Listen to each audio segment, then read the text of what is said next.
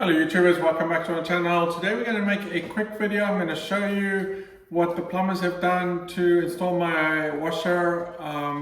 I made a video that, my part one video, just kind of the before of what the pipes and plumbing looked like, and kind of I had no idea what they were planning to do. So let's go take a look at what they ended up doing. It wasn't quite what I thought they would do. It was kind of what I thought they would do. They did it in a different location. Obviously, it made sense to do in that location. I'm really glad I did not attempt to do it. I thought I could do it, and I was kind of on Reddit, Googling stuff, and how hard can it be, install a couple of pipes, right? But really glad I didn't do it. It turned out to be what I thought was a very complicated job. I ended up having 3 plumbers at my house. They all kind of came in and probably were looking and giving ideas. I didn't get in their way, so I didn't. It's just kind of a small room where they installed it, but definitely it took them probably longer than they thought it would take them, but they ended up doing an excellent job, and I'm very happy with the results. I'm really looking forward to actually giving it a test run once I have my electrician in to install the power, right? So, but anyway, let me try and show you what they've done, and yeah, if you haven't seen my video, the part 1 video, this will be part 2. Kind of see what was before there. I went onto Reddit and then onto the plumbing subreddit, and they said don't even try it, right? They actually good advice saying get a professional, and I did that, and it was worth every cent. But I look at what they've done here, and it blows my mind. All this sort of crimping and stuff they did to the pecs, and how, these little tight spaces and corners and things that I had to do. I would have just never been able to do it even close to that. But let me show you what they did, and then it might give people some idea if you were going to attempt it on your own what did it. So this is kind of where it is. Let me see if I can give you that kind of outward view here. See if I can back up here a little bit. So that's kind of the entire wall there. And I'll get closer to it. But this is most of the plumbing. This is a new pipe that they installed. I had this before. They had the hot water packs, and I had the cold water packs, which is over there. So my kind of vision of that is they would just tie into that, run hot water to both of them. I thought that would be the most simplest solution, but he ended up only taking the cold water, running it there, and he actually tied into the shower hot water. Not sure if that was just an easier way to do it, or less of a run with the hot water. Who knows, right? I then thought they would tie into this somehow, would cut it and then somehow tie into it, create a P-trap either above or below. Didn't do that, so they kind of went into the corner here. So as you can see at the bottom, they created, I think this is still a P-trap over here. It actually ties into the drain right over here. So that's a 2-inch drain.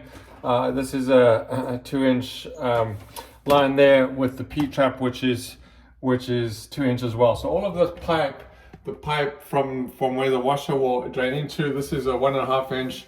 I think the main reason this is a 1.5 inch is because, so this can actually, I think I heard them talking about, the plumber that was doing this really wanted to make this a 2-inch, but I think because then the pipe would have been too loose, and so he ended up putting a 1.5 inch there, right? It looks like potentially I can possibly unscrew it there if I did want to switch it around. I'm not sure, but it looks kind of glued in there.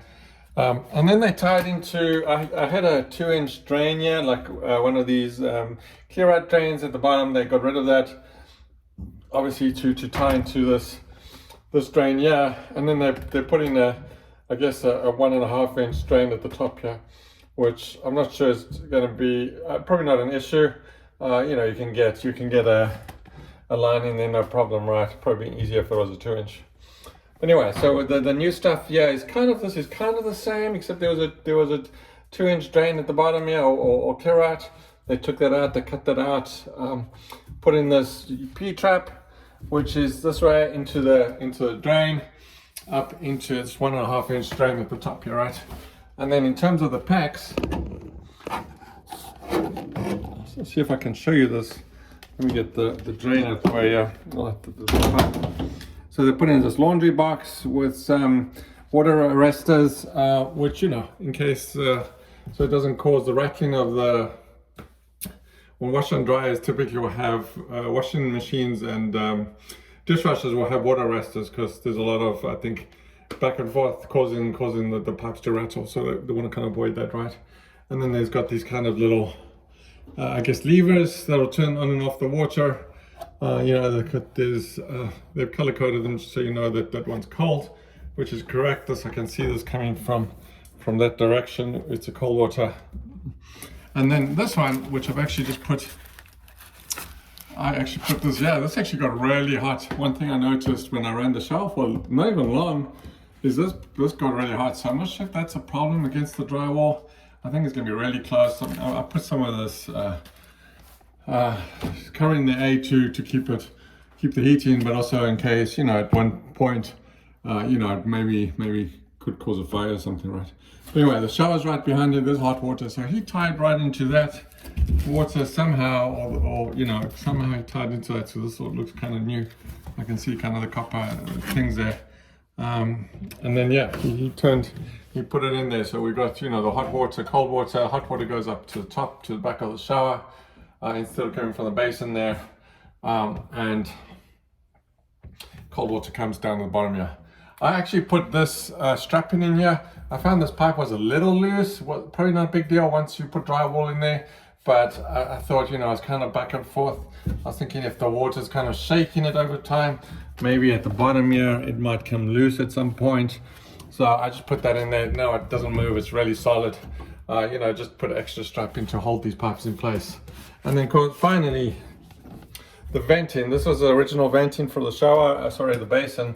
They just tied into the venting. So I guess one of my concerns, or things that I couldn't figure out, is how are we going to do the venting, right? So of course the water comes in there, the drain goes in there.